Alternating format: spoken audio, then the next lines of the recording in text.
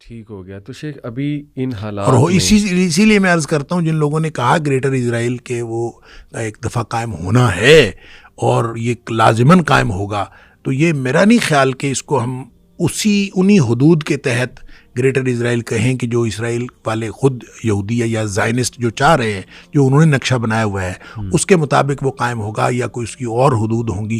واللہ عالم، اس کے بارے میں کچھ کہا نہیں جا سکتا. یہ سوال بڑا شیخ آ رہا ہے کہ امام مہدی پیدا ہو چکے ہیں یا بہت قریب ہے ان کا ٹائم، ایک دم سے ظہور ہو سکتا ہے. تو آپ کی اس پہ پرسنل رائے ایک ہوتی ہے نا ہر عالم کی، آپ کی اس پہ کیا ہے پرسنل رائے؟ دیکھیں، میں پہلے بھی کئی دفعہ کہہ چکا ہوں، اس کے اوپر لوگوں نے آراء بھی دی ہیں جو کوئی اچھی آراء نہیں دی. مطلب میرے خیال میں تو امام مہدی کے ظہور کا ماحول بن رہا ہے، اور جب ہم کہتے ہیں ماحول بن رہا ہے تو اس کے کتنی دیر بعد امام مہدی نے ظاہر ہونا ہے یہ تو اللہ کو معلوم ہے. لیکن جب ہم ان فتنوں کے ظہور، امام مہدی کے ظہور یا اس طرح کی نشانیاں جو قرب قیامت کی ان کے ظہور کی بات کرتے ہیں، تو اس میں دو دہائیاں لگ جانا، دو دہائی لگ جانا، یہ ایک بالکل چھوٹی سی بات ہے. یعنی ہو سکتا ہے کہ ایک چیز جو ہے جس کو ہم سمجھ رہے ہیں کہ ظہور ہونے کا وقت ہو گیا ہے، اور یہ اس کے بعد وہ ان کا ظہور 1 دہائی کے بعد ہو، 2 دہائی کے بعد ہو، واللہ عالم کب ہونا یہ اللہ کو معلوم ہے. ہم اس کے بارے میں کوئی نہیں کہہ سکتے ایگزیکٹ ڈیٹ. بہت سارے لوگوں نے تو ڈیٹس دی ہوئی ہیں، لیکن یہ ایسا کچھ نہیں ہے. ایسا نہیں ہے، لیکن ہونا ہے، یہ سارا کچھ ہونا ہے. وہ واقعات جو نبی پاک صلی اللہ علیہ وسلم نے بتا دیے ان کا وقوع تو ہونا ہے، لیکن کس اور ترتیب بھی یہی ہوگی. کب ہوں گے اور کس جگہ پہ ہوں گے یہ اللہ کو معلوم ہے. البتہ جن جگہوں کی نشاندہی نبی کریم صلی اللہ علیہ وسلم نے کر دی ہے جیسے شام کی، تو وہ جگہیں جو ہیں وہ اسپیسیفک ہیں. تو ہاؤ ٹو بی شیور کہ ہم کم از کم ان کے اس رینک میں شامل ہو جائیں اگر آج کوئی عنقریب ظہور ہو جاتا ہے؟ As a family, as an individual کس گائیڈ لائن کو فالو کریں؟ اپنی فیملی کی توجہ کس طرف دلائیں اتنی تیزی سے جو حالات چینج ہو رہے ہیں، کہ ہم کوشش کریں کہ رف ٹف کا عادی بنائیں. صحیح. اس لیے کہ ہم جو نرم گرم بستروں میں سونے والے، ہم جہاد پر کیسے بیعت کر سکتے ہیں؟ صحیح. اور امام مہدی کی بیعت ہوگی جہاد پر. بالکل ایسے. لہٰذا جو لوگ جہاد کے لیے ٹریننگ لینے کو بھی ایک مشقت سمجھتے ہیں، تو وہ کیسے ان کی بیعت کریں گے؟ اللہ، ان کے لیے تو پرابلم ہوگا. لہٰذا اس کو دیکھیں، یہودی اپنے بچوں کو ٹریننگ دیتے ہیں، ساری دنیا کے لوگ اپنے بچوں کو جنگی ٹریننگ دیتے ہیں. ہمیں بھی ایز مسلم نیشن کے طور پر، مسلم ملت کے طور پر، ہمیں اپنے بچوں کو جہادی ٹریننگ دینی چاہیے. صحیح. اور امت مسلمہ کے حکمرانوں کو اس بات کا اہتمام کرنا چاہیے. اور میں تو کئی دفعہ پہلے بھی کہہ چکا ہوں کہ پاکستان کے تمام عوام کے اوپر، مثلا ہم پاکستان کی بات کرتے ہیں، تمام عوام کے اوپر جنگی ٹریننگ لازمی ہونی چاہیے.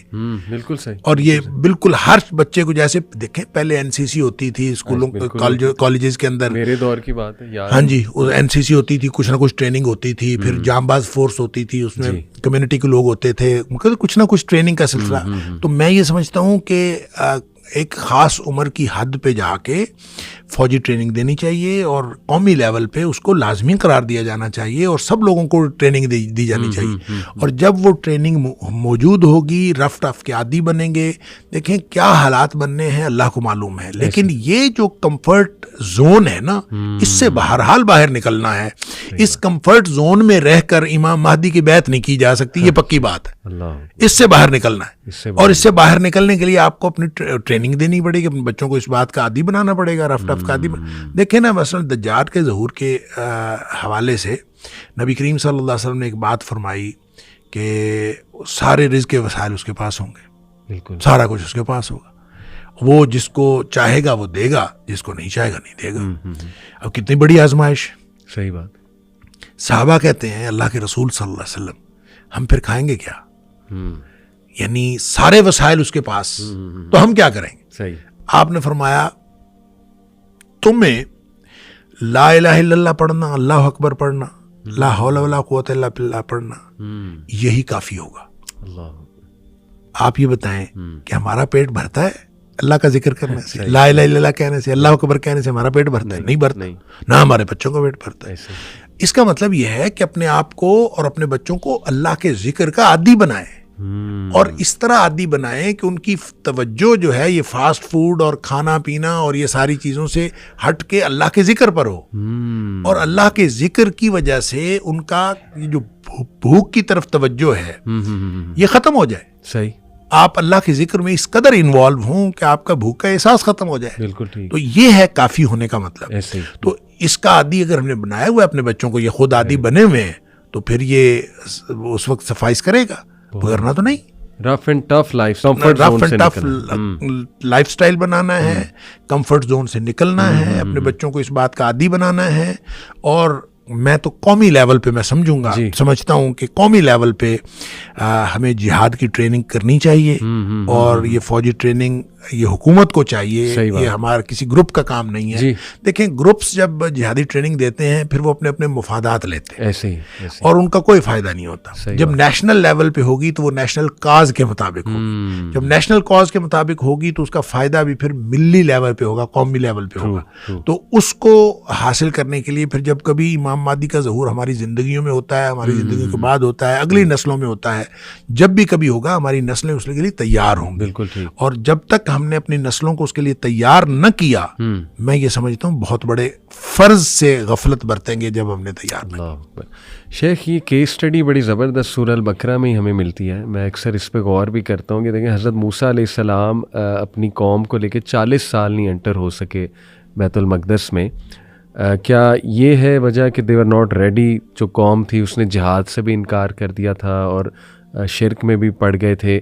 تو اس کیس اسٹڈی سے ہم یہ بھی سمجھ سکتے ہیں کہ ہماری بھی قوم ابھی اس لیول کی تو ریڈی نہیں. جیسے آپ نے کہا امام مہدی کی فوج میں تو بھول جاؤ, یعنی جب وہ جہاد کے اوپر بیعت کریں گے تو ہماری تو یہ ٹریننگ ہی نہیں ہے, اور شاید اسی لیے ہم پہ یہ وبال بھی آیا ہوا. آپ اندازہ کریں کہ جب 1/3 لوگ جنہوں نے امام مہدی کو ماننا ہی نہیں مسلمانوں میں سے, کتنی بڑی تعداد ہے. اللہ اکبر.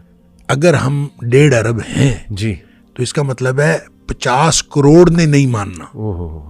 کتنی بڑی تعداد, کتنی بڑی تعداد انہوں نے نہیں ماننا. تو جو نہیں ماننا تو اس کی وجہ کیا ہوگی؟ وہ وجہ ہمارا کمفرٹ زون ہے کہ ہم اس سے نہیں نکلنا چاہتے. صحیح. ہم جا کے اپنے آپ کو اس رف ٹف لائف میں نہیں بھیجنا چاہتے اپنے بچوں کو اور خود. جب ہم کوئی ٹریننگ نہیں ہے, کوئی موٹیویشن نہیں ہے, کوئی موٹیویشن کبھی ہوئی نہیں ہے, کبھی کسی نے بتایا ہی نہیں ہے, کبھی کوئی نیشنل لیول پہ کبھی کسی نے اس بات کی تیاری نہیں کی, تو یہ 50 کروڑ تو ایک طرف ہو گئے. باقی کے جو 1 ارب بچے ان میں سے 50 کروڑ جو ہیں ان جنگوں میں شہید ہوں گے, جو لڑتے ہوئے شہید ہوں گے. 50 کروڑ کتنی بڑی تعداد ہے. اور اس کے بارے میں بھی بہت بعض احادیث ایسی ہیں, کوئی صحیح کوئی غیر صحیح, لیکن ان میں بڑی عجیب و غریب تفصیلات ہیں. یہاں تک کہ مثلاً ایک کوا اڑے گا اور اڑتے اڑتے اس کو جگہ نہیں ملے گی کہیں بیٹھنے کی, اتنی لاشیں ہوں گی کہ اس کو جگہ نہیں ملے گی, اور وہ جاتے جاتے وہ گر پڑے گا اور بالآخر گر کے مر جائے گا, اس کو جگہ نہیں ملے گی بیٹھنے کی, اتنی لاشیں ہوں گی. تو 50 کروڑ اگر مسلمانوں کے شہید ہوں گے تو پھر مقابلے میں جو دوسرے لوگ ہیں ان کے بھی تو لوگ مریں گے نا. تو پھر یہ کتنے بڑے پیمانے پر یہ جو خروج الملحمہ ہے, اس لڑائیوں میں کتنے لوگ کام آئیں گے اور کتنے مسلمان شہید ہوں گے, اللہ کو معلوم ہے. اس کے بعد جو باقی بچیں گے ان کا ایمان ایسا ہوگا کہ جس کو کبھی کوئی فتنہ جو ہے نقصان نہیں پہنچا سکے گا. کمال کمال. یہ جو طالوت کا بھی شیخ واقعہ ہے, اس میں اللہ نے تعریف کی طالوت کی, تو یہ 2 چیزیں بڑی اہم ہیں, العلم اور الجسم. اللہ تعالیٰ نے باقاعدہ اس کی یہ تعریف کی. تو میرے خیال آج بھی نوجوانوں کی توجہ, جیسے آپ نے الجسم کے بارے میں تو کمفرٹ زون سے نکلو, ٹریننگ کرو, اپنی بلڈ کرو اپنی فزیک کو اینڈ ایوری تھنگ.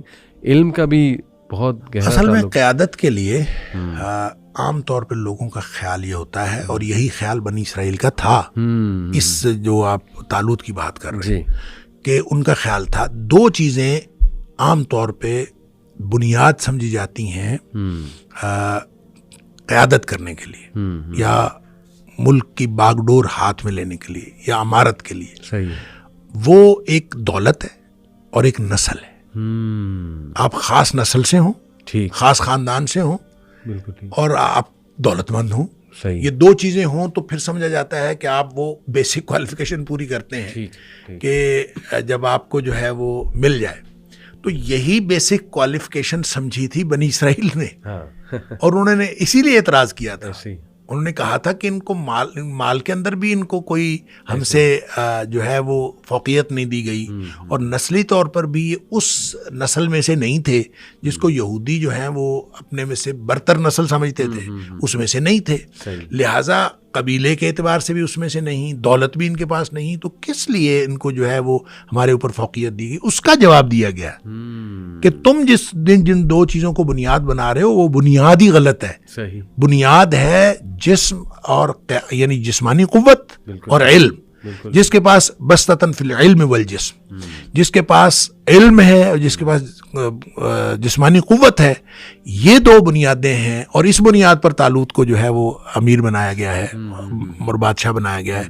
تو اس کا مطلب یہ ہوا کہ اگر مسلمانوں نے کوئی کامیابیاں حاصل کرنی ہے تو ان کو بھی اپنی قیادت کی بنیادیں چینج کرنی پڑیں گی. اگر یہ بنیادیں ہماری بھی نسل اور دولت ہے تو پھر ہم کبھی کامیابی حاصل نہیں کر سکتے. کامیابی اگر حاصل کرنی ہے تو ہمیں بھی قیادت, علم اور جسمانی قوت, یعنی جسمانی قوت سے مراد صرف یہ نہیں ہے کہ بندہ ڈیل ڈول کا تگڑا ہو, مطلب اس میں جسمانی صلاحیتیں زیادہ ہوں, جسمانی طور پر بھی صلاحیتیں ہوں, اور وہ کامل آدمی ہو, اور اس کے اندر اللہ تعالیٰ نے جتنی صلاحیتیں ایک انسان کے اندر دی ہوئی ہوں وہ بھرپور اس کے اندر ہوں, اور دوسرا یہ کہ علم بھی اس کے پاس بھرپور ہو. تو علم اور جسم, اس لیے فرمایا بسطتاً فی العلم. زبردست. تو یہ جو آپ نے شروع میں ایک حدیث بھی بتائی کہ شام کے ساتھ جڑے رہو اس ٹائم پہ, اس سے کیا مراد ہے جڑنے سے؟ وہاں شفٹ ہو جاؤ, وہاں اچھا, یہ بہرحال اس کے بارے میں علماء نے مختلف باتیں کہی ہیں. مثلاً ایک حدیث میں آتا ہے کہ حضر موت یا حضر موت کے دریا میں سے آگ نکلے گی. صحیح. اب یہ کہاں سے آگ نکلے گی واللہ عالم. وہ ایک علاقہ ہے عرب کا حضر موت, وہاں سے آگ نکلے گی, وہ لوگوں کو دھکیل دے گی شام کی طرف. اچھا, شام کی طرف دھکیل دے گی. اب اس کا مطلب یہ ہے کہ لوگ جو ہیں وہ زبردستی شام کی طرف دھکیلے جائیں گے, اور شام جا کے اصل تو وہاں پہ جا کے پھر مارکا برپا ہونا ہے, اور لوگ زبردستی دھکیلے جائیں گے. یا پھر یہ ہے کہ کوئی ایسا فتنہ ہے, آگ سے مراد کوئی ایسا فتنہ ہے کہ لوگ مجبور ہو جائیں گے کہ وہ یہاں سے نکل کر شام چلے جائیں. صحیح. اور اس لیے ان حدیث کو سامنے رکھتے ہوئے علماء نے یہ کہا ہے کہ اس سے یہ استحباب ثابت ہوتا ہے کہ لوگ اگر مائیگریٹ کر کے شام جا سکیں تو ان کو شام چلے جانا چاہیے.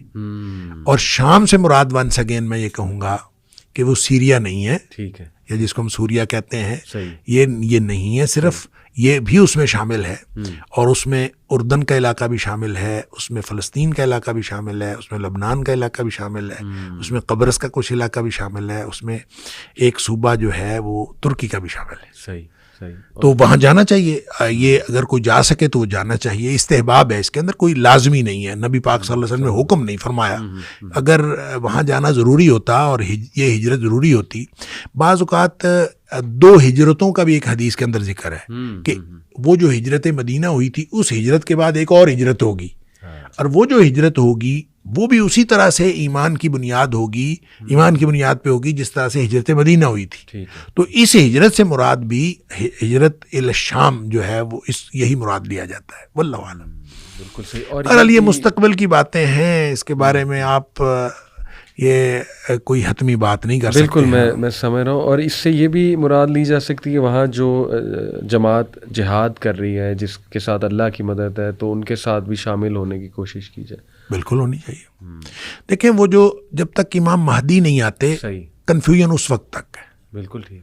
جب امام مہدی کا ظہور ہو جاتا ہے تو پھر اس کے بعد کنفیوژن ختم ہو جائے گا. پھر تو سب کو امام مہدی کی بیعت کرنی پڑے گی. جو نہیں کرے گا وہ نکل گیا. ٹھیک ہے. اور ان کی بیعت جو ہے وہ جہاد پر ہوگی. وہ کلیئر کٹ حدیث کے اندر آتا ہے کہ وہ کہیں گے کہ اگر میری بیعت, ویسے تو وہ بیعت کرنے سے ویسے گریز کریں گے, لیکن جب وہ لوگ کہیں گے کہ ہم نے لازماً آپ کی بیعت کرنی ہے, تو وہ یہ کہیں گے کہ بیعت اگر کرنی ہے تو پھر صرف اور صرف جہاد پر کرنی ہے. بالکل تو جہاد پر جب بیعت ہوگی تو پھر میرے اور آپ میں سے کون کون جہاد پر بیعت کر سکتا ہے؟ ہم تو یہاں پوڈ کاسٹ ہی کر سکتے ہیں بیٹھ کے.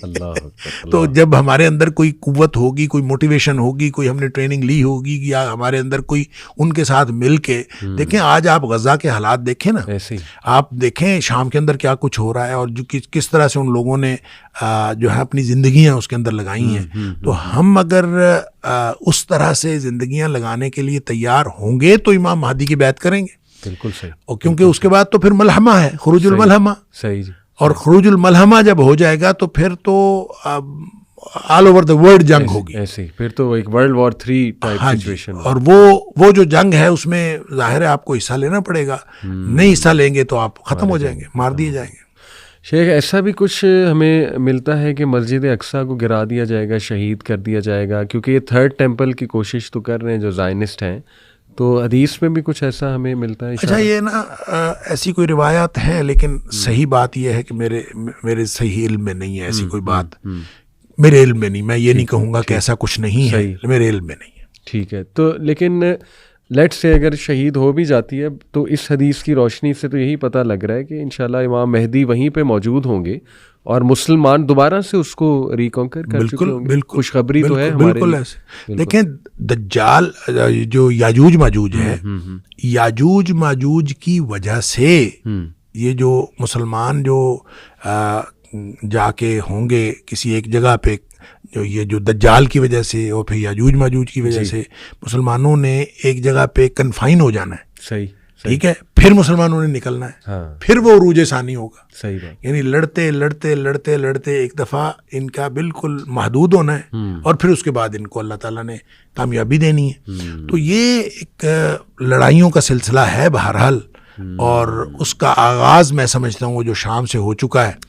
یعنی یہ جو اب ہم کہہ رہے ہیں کہ یہ جو اس وقت صورتحال ہے شام کی, تو اس کو بہرحال خوشی تو منائی جا رہی ہے جی کہ اس میں مجاہدین کو اللہ تعالیٰ نے کامیابی دی, اور مجاہدین وہ کہے جا رہے ہیں جو اینٹی اسٹیٹ تھے.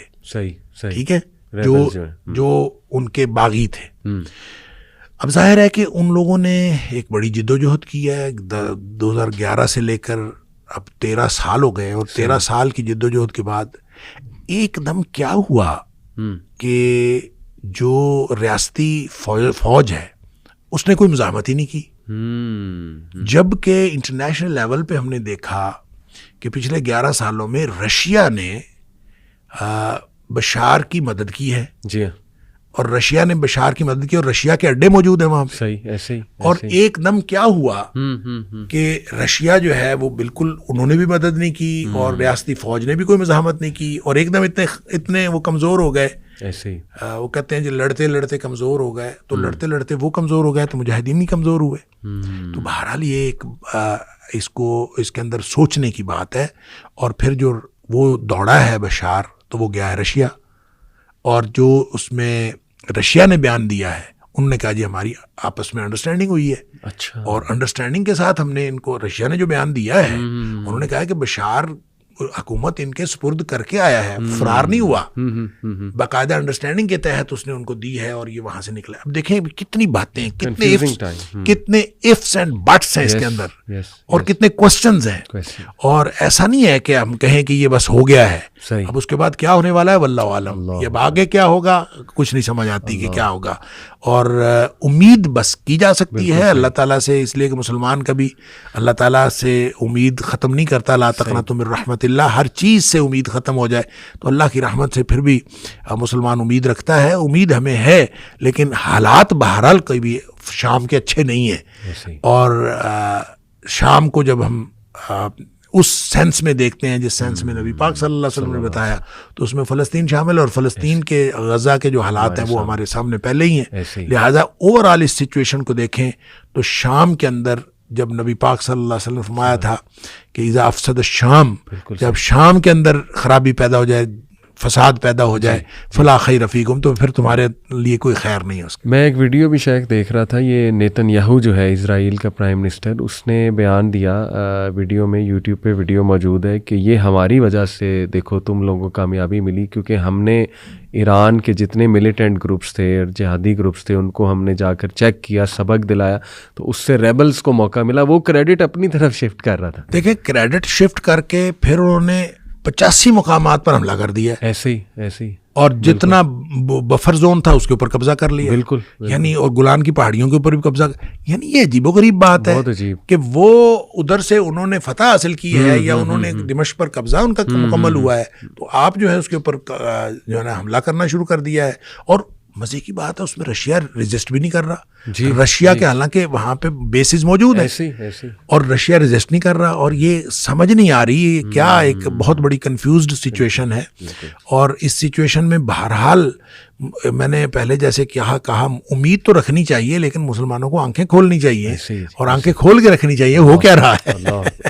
شیخ آخری بات، اس فتنے کے دور میں، کنفیوژن کے دور میں کچھ دعائیں اگر آپ بتا دیں جو ہم ریگولر کریں انشاءاللہ تعالی، اللہ ہماری رہنمائی۔ ایک تو ذکر آپ نے کہا، وہ کثرت سے ہم ذکر کی طرف آ جائیں اور ٹف لائف کی طرف آ جائیں، کمفرٹ زون سے نکلیں، انشاءاللہ علم حاصل کریں۔ دعائیں کچھ اگر آپ بتا دیں انشاءاللہ اس وقت۔ دیکھیں فتنے کے بارے میں ایک تو دیکھیں نا، استعاذے جتنے ہیں نا، استعاذے سے مراد ہے ہر وہ دعا جس میں اعوذ بک ہے، جس میں اعوذ بک اللہم انا نجعلک فی نحورہم ونعوذ بک من شرورہم، سبحان اللہ، ٹھیک ہے۔ تو یہ مثلاً دشمن کے خوف سے نبی کریم صلی اللہ علیہ وسلم نے پڑھی ہے، تو آپ بھی یہ دعا پڑھیں۔ اس کے علاوہ اللہم انی اعوذ بک من الہم والحزن ونعوذ بک من العجز والکسل ونعوذ بک من البخل والجبن ونعوذ بک من غلبۃ الدین وقہر الرجال، لوگوں کے قہر سے۔ اللہم لا تسلط علینا من لا یرحمنا ولا یخافک فینا، یعنی ہر دعا کے اندر یہ جو جامع دعائیں ہیں نبی کریم صلی اللہ علیہ وسلم نے بتائیں، اس کے اندر ایسی کوئی نہ کوئی یہ بات موجود ہے کہ جس سے ہمیں ان چیزوں سے پناہ مانگنے کی ترغیب دلائی گئی ہے۔ تو لہٰذا جتنے بھی استعاذے ہیں ان کو یاد کرنا چاہیے۔ جتنی باتوں میں، جتنی دعاؤں میں اعوذ بک کا لفظ ہے نا، اللہم انی اعوذ بک، اللہم انی اعوذ بک من زوال نعمتک وتحول عافیتک وجاعت نقمتک جمیع سخطک، اللہم انی اعوذ بک من جہد البلاء ودرک الشقاء وسوء القضاء وشماتۃ الاعداء۔ تو جہاں جہاں اعوذ بک کا ذکر ہے وہ دعائیں یاد کرنی چاہیے، اور وہ ہر ایسے دور میں انشاءاللہ وہ دعائیں انسان کے لیے فائدہ مند ہیں۔ دوسرا، حضرت ابراہیم علیہ السلام کو جب ہر طرف سے باندھ کر ان کو پھینک دیا گیا تھا آگ میں، تو انہوں نے جو دعا پڑھی تھی وہ حسبی اللہ و نعم الوکیل پڑھی تھی۔ صحیح۔ تو یہ بلند ہمتی کی دعا ہے کہ آپ جب کمزور پڑھ رہے ہو نا تو آپ حسبی اللہ پڑھیں، حسبی اللہ و نعم الوکیل پڑھیں، حسبنا اللہ و نعم الوکیل پڑھیں، تو یہ دعا پڑھنی چاہیے۔ اسی طرح ایک دعا وہ ہے جو حدیث کے اندر، وہ جو لمبی حدیث ہے بخاری شریف کے اندر، کہ وہ آدمی جو اصحاب اخدود والا لڑکا تھا، جس لڑکے کو بادشاہ نے جادو سیکھنے کے لیے بھیجا تھا، اس نے دین کا علم سیکھ لیا اور وہ مستجاب الدعوات بن گیا۔ بعد میں اس کو مارنا چاہا انہوں نے، لمبی حدیث ہے اس کے مختلف باتیں، میں صرف خلاصہ پیش کر رہا ہوں۔ اس کو جب مارنا چاہا، اس کو پہاڑ کے اوپر لے گئے کہ پہاڑ سے اس کو نیچے پھینکیں گے، تو اس نے دعا پڑھی تھی اللہم اکفینیہم بما شئت، اللہ تو مجھے کافی ہو جائے ان کے مقابلے میں جیسے تو چاہتا ہے۔ لہٰذا یہ دعا بھی پڑھنی چاہیے، اللہم، ہمیں پڑھنا چاہیے۔ انفرادی طور پر پڑھیں تو اللہم اکفینیہم بما شئت، اور اجتماعی طور پر پڑھیں اللہم اکفیناہم بما شئت، یہ دعا پڑھنی چاہیے۔ اللہم حق سے متعلق بھی ایک دعا ہے کہ اللہ مجھے حق دکھا اور باطل کی، اللہم ارنا الحق حقا وارزقنا اتباعہ وارنا الباطل باطلا وارزقنا اجتنابہ۔ اللہ مجھے حق دکھا، حق کو حق کر کے دکھا اور مجھے اس کی اتباع کرنے کی توفیق عطا فرما، اور باطل کو باطل کر کے دکھا اور مجھے اس سے بچنے کی توفیق عطا فرما۔ زبردست، بہت خوبصورت دعائیں شیخ، جزاک اللہ خیر۔ دعا بھی کیجیے گا ہم سب کے لیے، اللہ تعالیٰ ہم سب کو راہ راست پہ رکھے، اللہ تعالیٰ ہم سب کو ہدایت دے اور ہدایت پر قائم رکھے۔